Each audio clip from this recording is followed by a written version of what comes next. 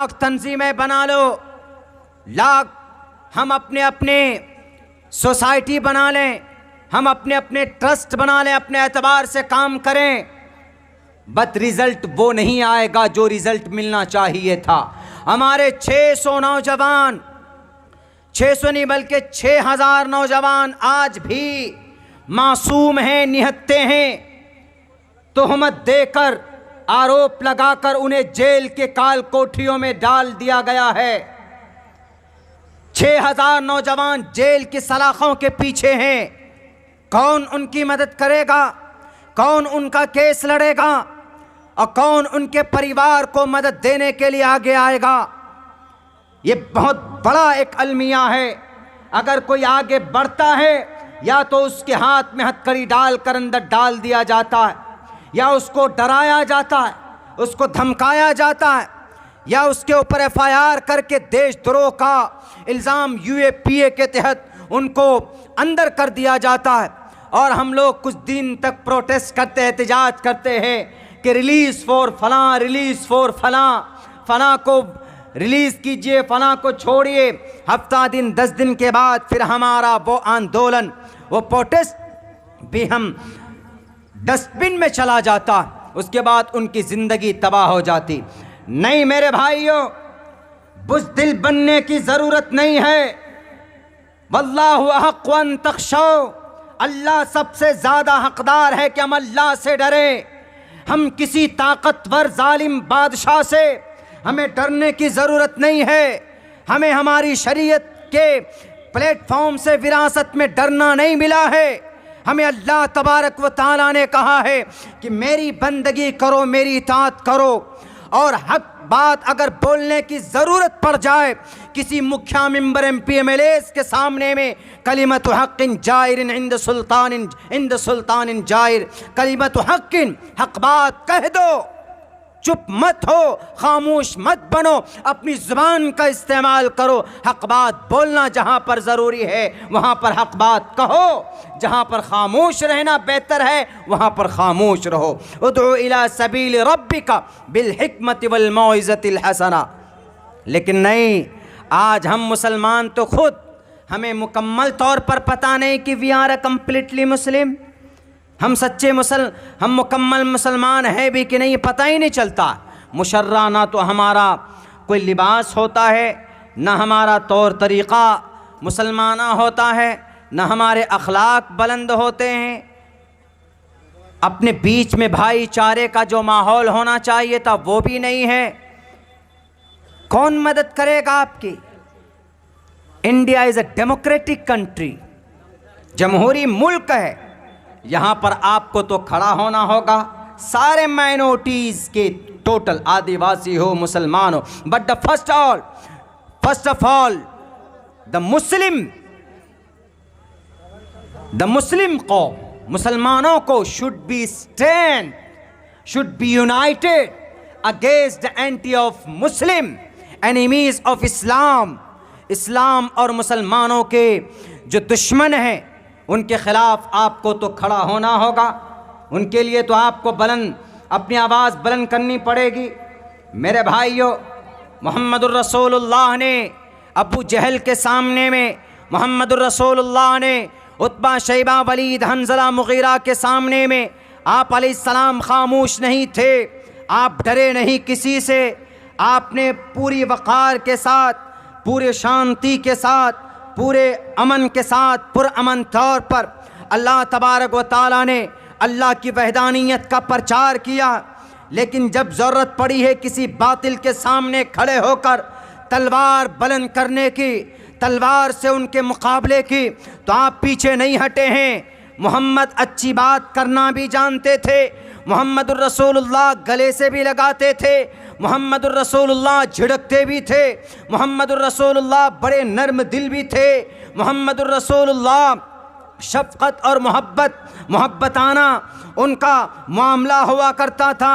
लेकिन जब ज़रूरत पड़ जाती थी तो आप अलैहिस्सलातु वस्सलाम का जवाब है, जब उतबा, शैबा, वलीद, हंज़ला, मुग़ीरा आए किन के पास? अबू तालिब के पास, कि अबू तालिब तुम्हारा भतीजा ये कौन सा नया दीन लाया है, ये कौन सा नया कानून है, ये कौन सा नया सिस्टम है?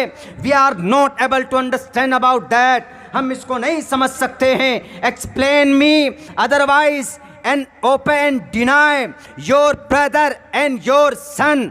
अपने भाई के बेटे को, अपने भाई के अपने भतीजे को मना कर लो, वो रुक जाएं, हम उनको तमाम चीज़ें देने के लिए तैयार। उनको पैसा चाहिए, उनको अरब के तमाम ख़जानों की चाबियाँ उनके हाथ में ला कर रख देता हूँ। अगर मोहम्मद इब्न अब्दुल्लाह को कोई खूबसूरत औरत चाहिए तो हम वो भी देने के लिए तैयार हैं। सबसे ज़्यादा हसीन तरीन औरत जो इस हिजाज के, इस अरब के सरजमी पर होगी, उस औरत को मोहम्मद के कदमों पर ला कर रखते हैं। मना कर दो, सिर्फ रुक जाए अपनी बात को रखने से, अल्लाह के पैगाम लोगों तक रखने से वो रुक जाए। जो कहे, अगर उनको सरदारी चाहिए, उनको कुर्सी चाहिए, मुखिया बनना है तो हम वोट उन्हीं को करेंगे, सरपंच बनना है वोट उन्हीं को करेंगे। लालच दिया किन्होंने? गुरु घंटाल ने। वो कौन गुरु घंटाल? जो 313 बुतों के सामने जिनका सर झुकता था, उन्होंने उनके सामने में ये प्रपोजल रखा। मुहम्मदुर रसूलुल्लाह ने ठोकरों से उनको हटाया। मुहम्मदुर रसूलुल्लाह सल्लल्लाहु अलैहि वसल्लम ने कहा कि चचा, आपने क्यों न कह दिया कि अबू जहल, ए उतबा, ए शैबा, आओ मैदान में, ये तो कुछ नहीं है। एक हाथ में चांद को ला कर रखो, दूसरे हाथ में सूरज को ला कर रखो। अगर तुम ये कहोगे, ला कर रख दोगे कि मोहम्मद, हमने सूरज को, मार्च को और मंगल को आपके हाथ पे ला कर रख दिया है, आप रुक जाओ उस तहरीक को आगे बढ़ाने से, तो मोहम्मद इब्न अब्दुल्लाह नहीं रुकेगा। अल्लाह ने जिस काम के लिए मुझे पैगंबर और रसूल बनाया है, मैं वो काम ज़रूर करूँगा, चाहे जितनी ताकत हो आज़मा लो। ये थे मोहम्मद, डरते नहीं थे, घबराते नहीं थे। आज तो हम मुसलमान या तो अपनी बात रखने से डरते हैं, और सबसे बड़ी बात यह है कि इतनी बड़ी नौजवान यंग जनरेशन का इतना बड़ा तबका हमारे इस मुल्क के अंदर मौजूद है, लेकिन वो बद्दीन है, वो बेदीन है। And they don't know completely the history of the Islam and who was the prophet Muhammad सल्लल्लाहु अलैहि वसल्लम, and when was born the prophet Muhammad sallallahu alaihi wasallam, where was born the prophet Muhammad sallallahu alaihi wasallam, and we don't know, हम नहीं जानते और ना हम जानने की कोशिश करते। मेरे नौजवान साथियों, आपके खून के अंदर जो गर्मी है, उसके अंदर और हरारत पैदा करने के लिए आपको अपने इस्लाम की तारीख को पढ़ना होगा, मुहम्मद रसूलुल्लाह के इतिहास को पढ़ना होगा। दुनिया के अंदर सबसे बेहतरीन नस्ल, सबसे बेहतरीन हसब व नसब से मुहम्मद रसूलुल्लाह सल्लल्लाहु अलैहि वसल्लम थे।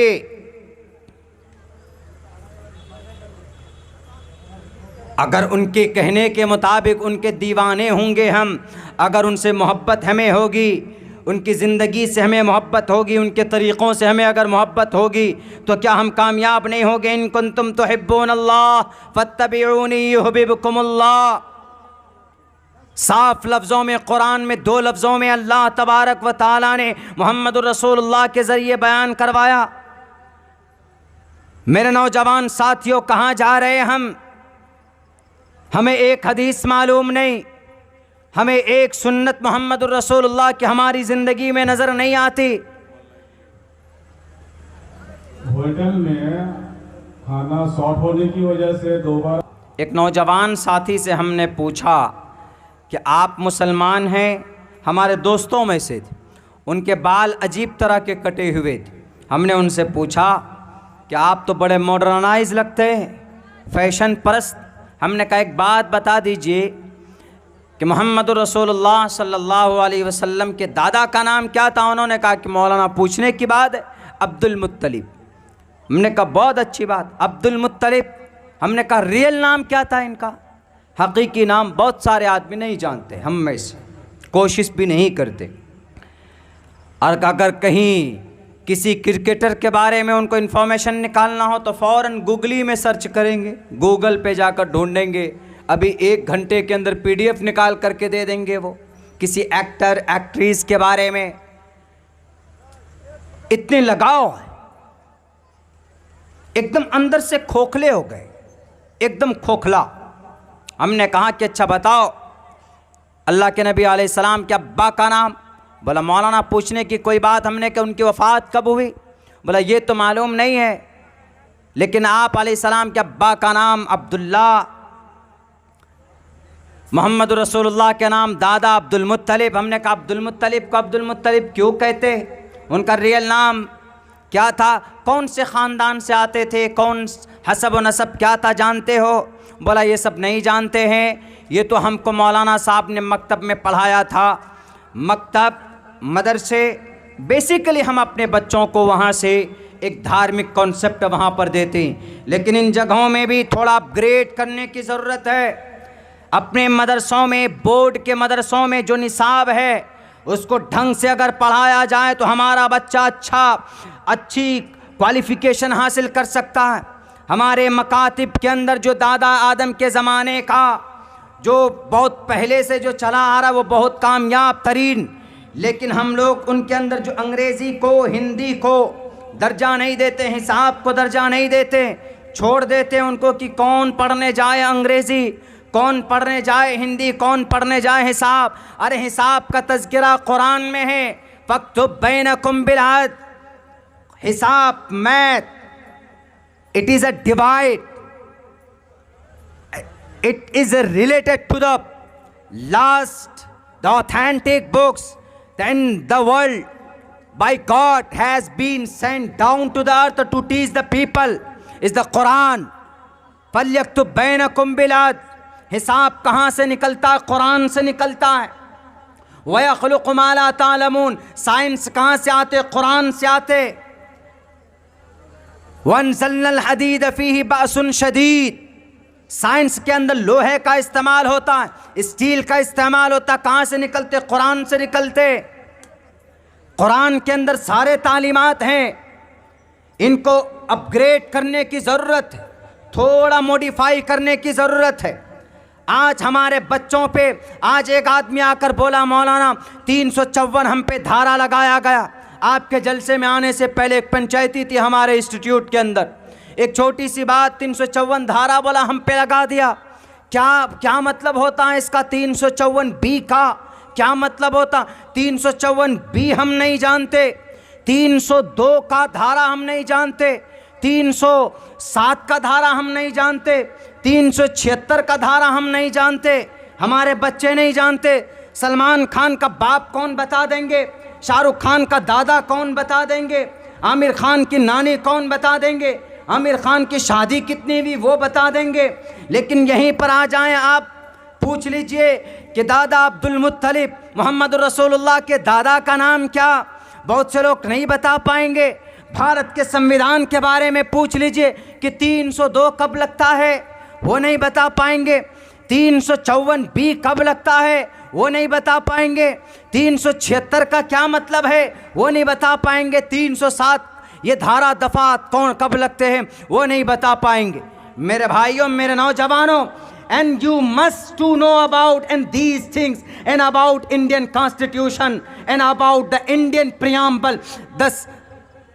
ये सब जानना ज़रूरी है, नहीं जानते। हमने कहा कि आपके ऊपर चार्ज लगा है, 354B का मतलब होता है आपने पूरी कोशिश की किसी के ऊपर, किसी गांव समाज की बहू बेटी को कि उनकी इज्जत व आबरू लूटने की, उनकी रेप करने की, बलात्कार करने की अगर आपने कोशिश की है तो ये धारा लगता है। अगर आपने किसी की बलात्कार या किसी की इज्जत लूट लिया, आपने अगर किसी का बलात्कार किया है तो 376 का धारा लगता है। अगर आपने किसी का गला काट दिया है यानी मर्डर कर दिया है तो 302 लगता है। अगर आपने किसी को मारने की कोशिश की है, किसी का सर फोड़ने की कोशिश की है तो वहाँ पर 307 लगता है, अटेम्प्ट टू मर्डर। हमने कहा कि ये चीज़ें तो पता होना चाहिए। और अफसोस मास्टर साहब थे वो, अच्छी बात है लेकिन ये रोज़मर्रा की चीज़ें होती हैं जो बताना और समझना और समझाना हमारे लिए निहायत ज़रूरी। इसीलिए तो बोलते हैं ना, लोग क्या बोलते हैं कि मुसलमान बहुत बच्चे पैदा करते और उन बच्चों की परवरिश नहीं करते, उनकी तालीम नहीं देते। इसीलिए जनसंख्या नियंत्रण कानून कहीं पर लाए जाते कि कानून बनाओ ऐसा कि 2 बच्चे से ज़्यादा ना हो, 2 बच्चे से ज़्यादा ना हो। कोई बात नहीं, बना लो कानून जी, बनाने वालों। लेकिन जो कानून बनाने के लिए जो लोग बज़िद हो रहे हैं कि हम कानून बनाएंगे, उत्तर प्रदेश के लाल बुजक्कर साहब बोलते हैं कि जनसंख्या नियंत्रण कानून बनाएंगे। हमने कहा कि भाई पहले तो तुम ही 9 भाई बहन हो, तुम ही 9 भाई बहन हो। अपने बाप को बोलते कि जनसंख्या नियंत्रण के तहत आपने इतने बच्चे क्यों पैदा किए? सिर्फ बोलना आता है कि 4 बच्चे क्यों पैदा किए, 5 बच्चे क्यों पैदा किए। तो पूछो, मालूम करो, राजा दशरथ थे, उनके तो 4 बेटे थे, 2 क्यों नहीं हुए? नहीं, बस एक मुद्दा, गरम सा मुद्दा चाहिए उनको बटोरने का, इख्तिदार पर बैठने का, कुर्सी पर बैठने का। तो मेरे नौजवान साथियों, आपके लिए ज़रूरी है इस ज़माने में धर्म के साथ साथ हमारे मकातिब में धार्मिक पढ़ाई के साथ साथ जो ज़रूरतें पेश आती है ब्लॉक में, जो ज़रूरतें पेश आती है आपके डिस्ट्रिक्ट में, कोर्ट में, कचहरी में, पुलिस वालों के सामने में, वो जानकारी आप अपने बच्चों को दीजिए। मैं ये नहीं कहता कि आप अपने बच्चों को यूपीएससी बीपीएससी के अंदर तालीम दिलवाइए, आपके बच्चों को डीएम मिनिस्टर बनाइए। बड़ी बड़ी तंजीमें हैं ना, बहुत सारी तंजीमें आती है, कहीं पर बाथरूम बनाती है, बहुत सारी तंजीमें आती है ट्यूबवेल लगवाने के लिए, बहुत अच्छी बात है। लेकिन इनके साथ साथ आपको पूरे सीमांचल के लिए यूपीएससी, यानी जहां से क्वालिफाइड के बाद बच्चा डीएम और एसपी और एसडीएम वगैरह बनता है, आप ऐसी इंस्टीट्यूट क्यों नहीं बनाते? हमारे मुसलमान पसमानदा हैं, हमारे मुसलमान बहुत ज़्यादा पिछड़े बैकवर्ड एरिया से ताल्लुक़ रखते हैं। हमारे इन मुसलमान बच्चों को मैट्रिक इंटर के बाद इनको रोज़ी रोटी नहीं होती, पैसे नहीं होते हैं, तो रोज़ी रोटी कमाने के लिए ये दिल्ली और पंजाब चले जाते। मैं इन तमाम तंजीमों से कहूँगा, आप कवर कर रहे हैं, मेरी आवाज़ अगर उन तक जाए, चाहे वो अरब फॉरेन कंट्रीज़ की तंजीम हो या हमारे भारत के अंदर रहने वाली तंजीमें हो, चाहे जौन सी भी तंजीम हो, जमीयत उलमाए हिंद हो, हमारे अमात शरिया हो, मुस्लिम पर्सनल लॉ बोर्ड हो, जमीयत उलमाए अहद हदीस हो, और हमारी जितनी भी तंजीमें हैं मुसलमानों की, मैं सबसे कहूँगा कि हमारी सीमांचल में एक इंस्टीट्यूट कायम कीजिए जहाँ पर हम अपने बच्चों को यूपीएससी के लिए, बीपीएससी के लिए उनकी प्रिपरेशन और तैयारी करा पाएँ, उनको स्कॉलरशिप दे पाएँ। चंदा आपको चाहिए, हम कजरा बस्ती से लाखों रुपए देने के लिए तैयार हैं। हम अगर 10,000 कमाएंगे, 1,000 रुपए महीना आपके उस इंस्टीट्यूट को देंगे, लेकिन आपको आगे कदम बढ़ाना होगा। इन बातिल ताकत से मुकाबले के लिए कोई दूसरा हथियार नहीं है, कोई नेता आपकी बात को नहीं रखेगा। अब से तकरीबन 60, 70, 75 साल पहले एक आया था बड़ा नेता, 2 मुल्क बना लिया, आपको मरने के लिए, कटने के लिए इस भारत में छोड़ दिया। आज भी कुछ मुसलमान नेता हैं जो अपनी कुर्सी के लिए भड़काऊ भाषणें देते हैं कि नहीं मुसलमानों उठो, अपना हक लो सियासत में।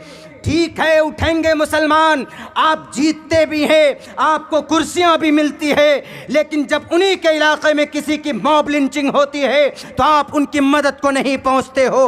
ये झूठी तकरीर नहीं चाहिए हमें आपकी, ये झूठा दिलासा नहीं चाहिए हमें आपका। हमें ज़मीनी सतह पर काम चाहिए। अगर किसी की मॉब लिंचिंग होती है तो उनको मदद मिलनी चाहिए, उनका केस फाइल होना चाहिए। अगर किसी बच्चे की इज्जत लूटी जाती है तो सुप्रीम कोर्ट तक, हाई कोर्ट तक उनकी मदद कौन करता है? हमें वो मसीहा चाहिए, हमें हवाई तकरीर नहीं चाहिए। इसीलिए मैं कहता हूं, अगर तकदीर बदलना है तो आपको अपनी कौम के अंदर कौम के बच्चों को तालीम देना होगा, एजुकेशन देना होगा। तभी आप उस एजुकेशन और उस तालीम को हासिल करके आप दुनिया के, हमारे भारत में जो हम पर इलिटरेसी का जो कलंक है लगा हुआ, वो धुल सकता। ये सीमांचल ज़रखेज़ है, यहाँ का बच्चा बड़ा हुनरमंद होता, अभी यूपीएससी के अंदर में पूरे भारत में 700 से अधिक बच्चे पास हुए, उनमें से पहला नंबर कहाँ का बच्चा? बिहार का। आपके बिहार का बारसोई कदवा कटिहार का है वो लड़का जो पूरी भारत में यूपीएससी में टॉप रैंक हासिल किया। बताइए आप क्या कहेंगे? हमारे बच्चों में वो हुनर नहीं, बल्कि 3-3 बच्चे बिहार से यूपीएससी में सेलेक्ट हुए। हमारे गांव के करीब एक स्कूल के करीब एक गांव है, वहां पर पिछले साल एक बच्चा 251 नंबर से पास हुआ। उससे पहले एक बच्चा एसडीएम बना हुआ है, और जो इस बार बना है वो डीएम बनेगा। जब वो डीएम बनेगा तो अपने गांव के अंदर कुछ ना कुछ अच्छा करेगा, और अपने जिस ज़िला पे रहेगा वहाँ अच्छा करेगा, लॉ एंड ऑर्डर को मेंटेन करेगा। तो इसलिए तालीम ही एक ऐसा हथियार है कि we change and make the good world and the change the world against me. हमारे लिए जो बहुत सारी बुराइयां पैदा की गई है, एक वावेला खड़ा किया गया है, हम उनका मुंह तोड़ जवाब दे सकते। तो मेरे भाइयों, एक्टिव होना होगा। तो हमने उनसे कहा कि बाबू बताओ मोहम्मद रसूलुल्लाह के दादा का नाम क्या है? वो बोलता है कि मौलाना हमको इतना मालूम है कि अब्दुल मुत्तलिब है। हमने कहा कि the real name, what is the real name of Abdul मुत्तलिब? उन्होंने कहा कि आई डोंट नो, बहुत सारे लोगों को मालूम नहीं। मोहम्मद रसूलुल्लाह के दादा का नाम असल में शैबतुल हम्द, अब्दुल मुत्तलिब, अब्द मने गुलाम, मुत्तलिब। ये जो हाशिम थे, कबीले बनु हाशिम, एक घराना कबीले कुरैश, ख़ानदान हाशिम से मोहम्मद रसूलुल्लाह थे। एक मर्तबा ऐसा हुआ, आप अलैहिस्सलातु वस्सलाम की ज़िंदगी से 2 नस्ल पीछे हाशिम, हाशमी घराना वहीं से है। हाशिम इनको क्यों कहा जाता है? पहले ज़माने में जब हज करने के लिए लोग आते थे मक्कतुल मुकर्रमा, जब वो पहुँचते थे मक्का, मेहमान नवाजी वहाँ की बहुत मशहूर है, वहाँ आज भी मेहमान नवाजी करते हैं। तो गोश्त के शोरबे में रोटी के टुकड़े को डालकर सरीद बनाकर मेहमानों को खिलाते थे। तो इसीलिए उनका नाम हाशिम मने टुकड़े करने वाले, इसीलिए उनको हाशिम कहा जाता है। एक मर्तबा मदीना गए, वहाँ पर सफ़र में तिजारत में निकले। पहले ज़माने में जब सफ़र और तिजारत हुआ करती थी, लोग सालों साल लगा देते थे, और कहीं कभी किसी की मौत हो जाती थी, उस वक्त पैदल या ऊँट में या घोड़े में आराम से लोग सफ़र किया करते थे। आजकल नहीं कि हवाई जहाज़ में बैठे अभी यहाँ